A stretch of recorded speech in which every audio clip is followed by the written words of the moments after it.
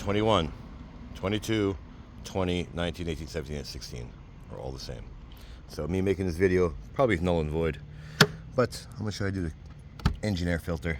And the engine's really hot, and the air filter is probably not needed to be changed, but we will show you how easy it is and which part number you need, assuming it has one, and I don't see one, but it is a genuine Honda.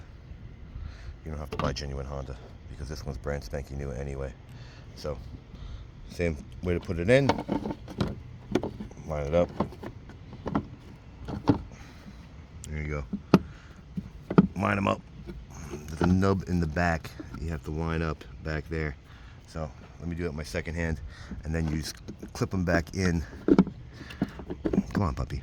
And you clip them, you line them back up and clip them back. So there you have it. Like it, don't like it, share it, don't share it, subscribe, don't subscribe. Thanks for watching.